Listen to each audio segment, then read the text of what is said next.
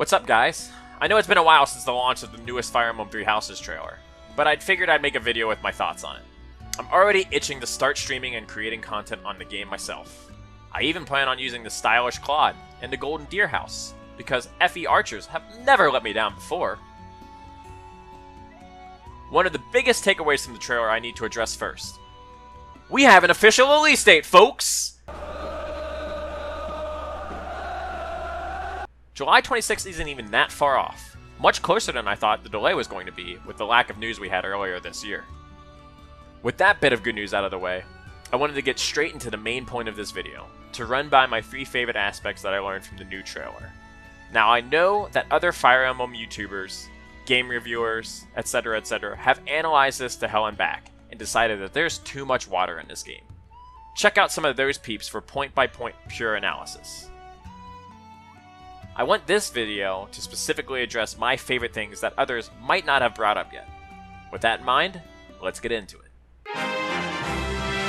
Number 1. Weapon durability is back, baby.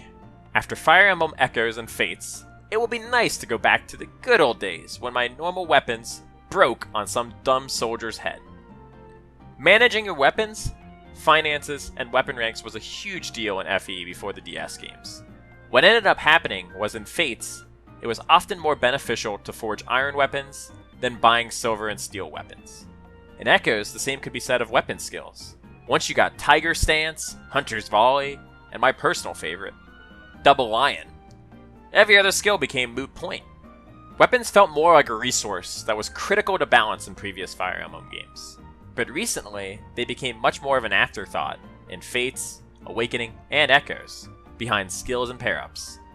Many times getting to A and S rank in Fates didn't mean much because the C rank weapons killed those Norian scum just fine. The Fates and Awakening games had a heavy focus on skills and lineage affecting how a unit performs.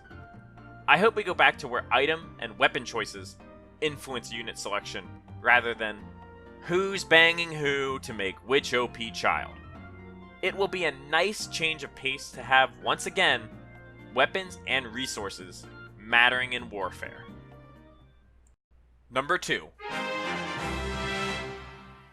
The world building seems much more established than in recent games. The trailer set up a good foundation to work off of with its introductions to the lords and their respective houses. I'm not going to go into too much detail about each of the 3 houses, as I believe others have done this much more soundly in their content. I will say that one of the main reasons I was drawn to choosing Claude and the Leicester Alliance was because this house reminds me so much so of Carcino from Sacred Stones, and a merchant realm offers many chances for a dynamic setting with many options to explore. I'm hoping each house has a distinct playstyle and level design to truly encapture a different game experience for each one. Fates tried to have the split routes approach, but since most of the chapters were the same level except tweaked a little bit for each route, I didn't personally feel the shift in atmosphere like I expected when it was announced. Too many times I'd ask, why am I here? Where am I? What's the purpose of fighting here? Like, is any of this for real? Or not? This is especially prevalent in Caden and Keaton's chapters that seemingly were thrown in just to show off your beast killers.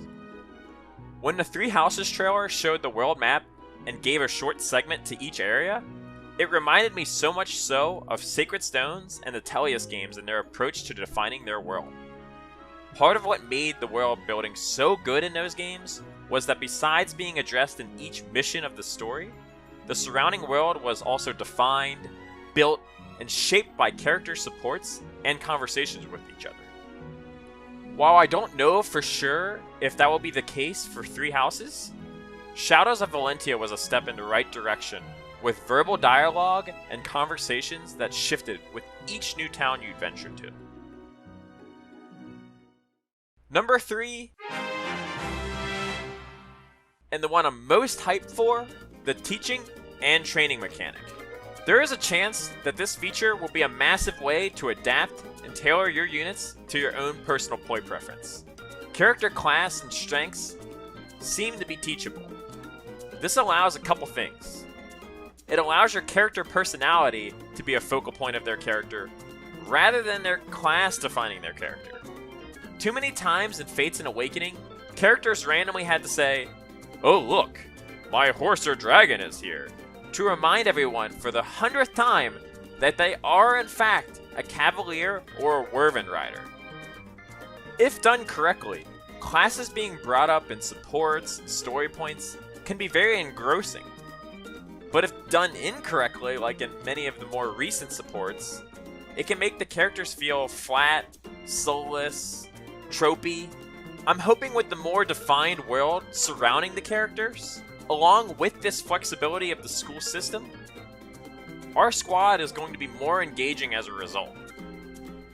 The next part is that it allows for different builds and challenge runs. Now, as someone who runs Pick My Units and randomized runs, they are very fun and unique in comparison to vanilla Fire Emblem. This potentially gives the game a ton of replayability. Sure, in other games, you could reclass characters' specific list of second classes. But now your characters can be the archer that they've always wanted to be. Want to have an all berserker run to show some skin and flex on the enemy? Want to lose the game in the first chapter? Say no more, make your team all knights. The fun never stops. All of this is much easier to do without marriages and second seals bogging down the system. Finally, this teaching aspect might give an extra way to salvage bad characters. Sick of people claiming that Horse Emblem is OP? Sad that Seth is soloing the entire game and you just want to use Amelia. Fed up at all the naysayers saying your waifu is hot garbage? Say no more, fam. This allows players to pick their favorite unit and maybe try to make sure they aren't buried by their class, growths, or weapon ranks, and find a niche for them to do in the army. Knights were about as useful as Magikarp in Fire Emblem 6, and unlike everybody's favorite splashing Pokemon, I don't believe Wendy and Barth can bank on evolving into Gyarados to bail them out. Maybe if Barth could show his true talents as a mage, he could compete with the likes of Gandalf the Grey. I wish this mechanic was introduced earlier, so I could have showcased some of my favorite bad units in the series. Leonardo, Noel, Marissa, and my boy Bowie. Bad boys, what you gonna do? You drinking or something? It was a while ago. So what you gonna do? What you gonna do when they come for you? Bad boys. I think this teaching mechanic is potentially the most game-changing mechanic in the series since the pair-up feature was introduced in Fire Emblem Awakening. And there we have it. There are the 3 things I'm most excited for from the trailer besides the 3 houses themselves.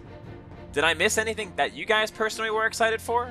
Let me know down in the comments below what aspect you guys were most hyped about. Don't forget to like and subscribe, and I'll catch you guys later with more content.